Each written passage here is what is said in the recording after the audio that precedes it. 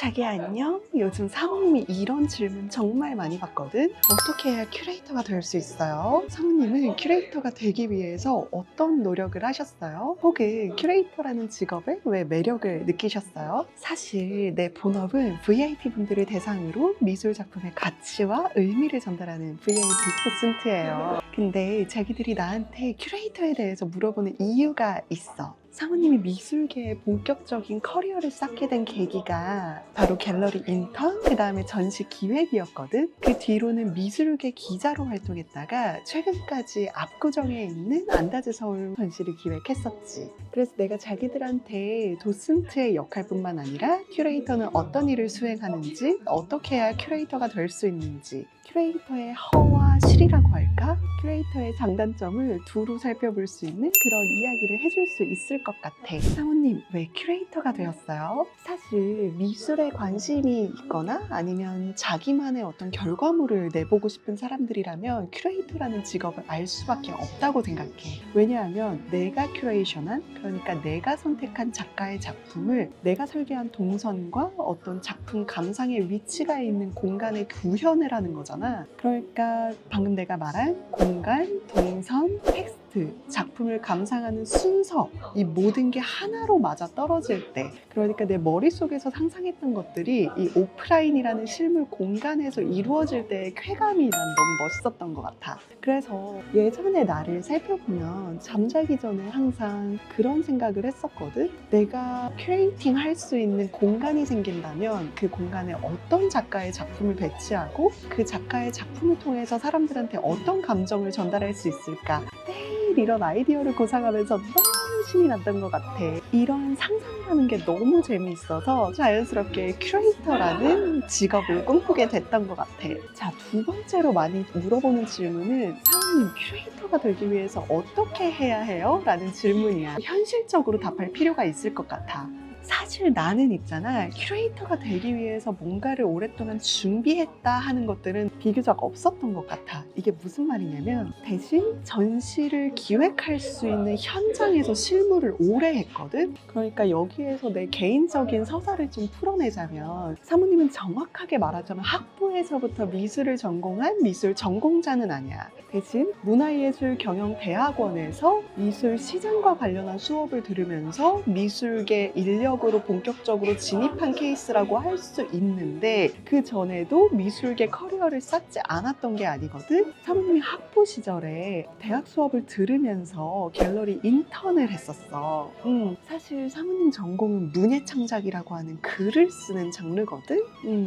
그런데 이 글이라는 장르도 매력이 있지만 나는 어떤 시각적으로 구현이 된 작품을 보고 사람들이랑 교감할 수 있고 그 작품을 통해서 발생하는 이야기들에 더 큰 매력을 느꼈던 것 같아. 그래서 학부 시절 때도 교양 수업으로 미술 관련 수업을 듣거나 예술 경영 관련 수업을 듣거나 하면서 기초 소양이나 지식을 쌓아왔거든. 그런데 어느 날 채용 사이트에서 갤러리 인턴을 모집한다는 공고를 보게 된 거야. 그래서 그때 정말 너무너무 떨리는 마음으로 무턱대고 지원을 했고 그 갤러리에서 인턴 일을 시작하게 됐어. 사실 자기들 중에 나를 사모님으로 알고 있는 친구들이 많을 텐데 그때 갤러리가 압구정에 있었거든. 그 압구정에서 마주했던 내 고객들이 지금 사모님 캐릭터의 근간이 되었다고도 할 수 있지. 감사드리는 마음이야. 자, 갤러리 인턴이 얼마나 힘들었는지에 대한 이야기는 또 나중에 풀어보는 것으로 하고, 그 뒤로는 문화체육관광부랑 한국에 있는 한 도시가 주최할 문화적 도시재생 사업의 아트 디렉터, 즉 전시를 기획하는 사람으로 함께하게 됐어. 그때 주민들의 이야기를 수집하고 모아서 전시 공간 내에 시각적으로 구현하는 그런 아트 디렉터, 즉 큐레이터의 업무를 수행했었고, 그 이후에는 현대미술신에서 활동하고 있는 작가들을 섭외하고 그들을 취재해서 그들의 이야기를 기사로 쓰는 미술계 기자로도 근무했었지. 그래서 신은별이라는 이름을 검색하면 내가 직접 쓴 기사들을 살펴볼 수 있어. 자, 그래서 나는 이러한 커리어를 밟아왔지만 자기들은 현실적으로 어떤 경로가 필요한지에 대해서 같이 한번 살펴보자고. 여기에는 정석적인 루트와 비정석적인 루트가 있다고 볼 수 있을 것 같아. 그러니까 정석적인 루트로는 기본적으로는 학위가 필요하다고 할 수 있어. 우선 대부분의 큐레이터 채용 공고는 석사 학위를 기본으로 요구하는 곳들이 많거든. 미술사, 박물관학 혹은 뭐 예술학 같은 관련 전공의 석사 학위가 사실은 어떤 그런 정석적인 미술 기관에 입성할 수 있는 입장권 같은 느낌이긴 해. 현대미술이 많이 발전한 유럽권에서도 사실상 마찬가지야. 석사 학위가 없으면 경쟁 사례에서 밀리는 경우가 많고, 석사가 어떤 경쟁력을 만드는 최소 기준으로 여겨지는 건 부정할 수 없는 사실이지. 하지만 꼭 미술 관련 전공을 해야 된다고만은 볼 수 없는 게, 학부 때는 인문학 혹은 고고학, 문화, 역사 같은 유관 전공을 하는 게 도움이 돼. 그리고 대학원은 완전히 미술과 관련한 전공을 하는 것도 좋지만, 사실 큐레이터라는 건 전시를 기획하는 아카데믹한 업무뿐만 아니라 전시가 펼쳐지는 그 공간의 실제적인 운영 업무까지 맡아서 해야 되기 때문에 조금은 복합적인 전공을 하는 것도 도움이 되거든. 그래서 나 역시 대학원은 예술 경영 전공을 선택해서 입학한 거야.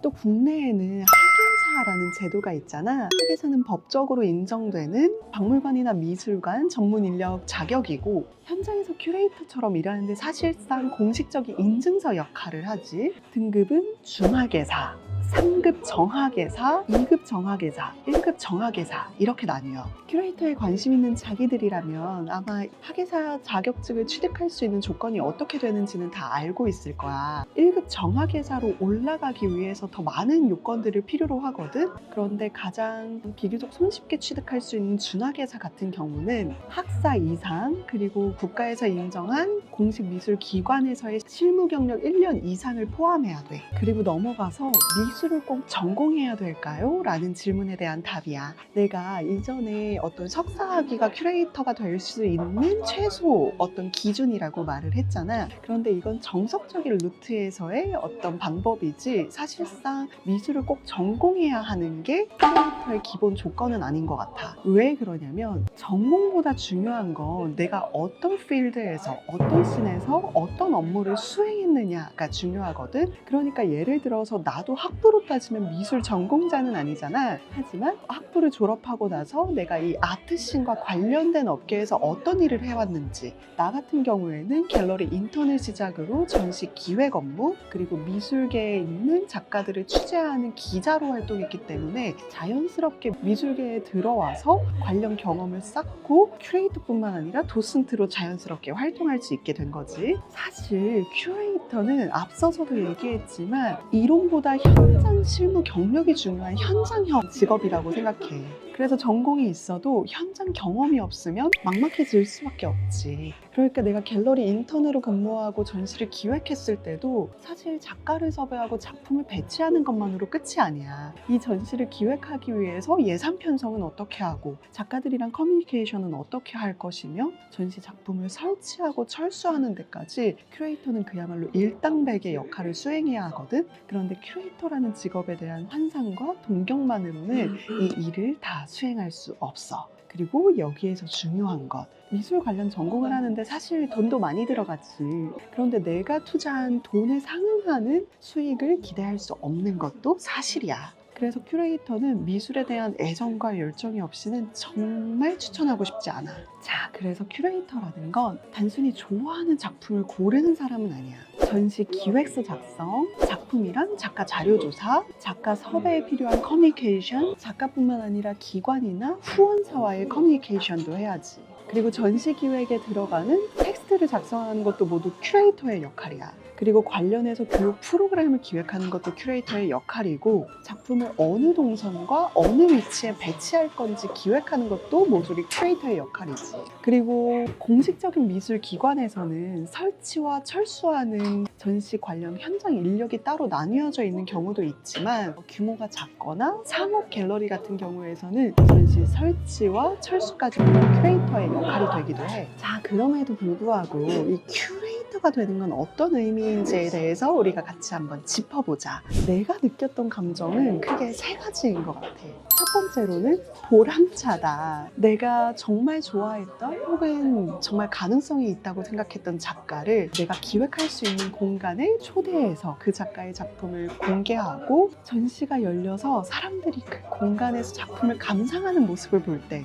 그리고 무엇보다 사모님은 전시 오픈을 하는 오프닝 날 그 오프닝을 기획하는 것도 매우 고되지만 매우 재미있었어. 많은 사람들을 만나서 그 작품에 대해서 소개하고 설명하고 상업 갤러리 인턴을 했을 때는 그 작품을 판매하는 일까지 연계를 할 수 있다는 게 굉장히 뿌듯한 일이었어. 그리고 큐레이터라는 건 아까도 얘기했듯이 일당백의 역할을 수행해야 되기 때문에 굉장히 높은 책임감을 요구하거든. 그러니까 내가 이 전시를 꾸려가지 않으면, 내가 이 전시를 책임지지 않으면 오픈은커녕 전시를 개최할 수 없으니까 정말 큰 압박감이랑 책임감에 의해서 이 전시를 꾸리게 되거든. 하지만 이런 중압감을 이겨낸 뒤 비로소 전시를 오픈하게 되면 느껴지는 그 쾌감이 이루 말할 수 없지.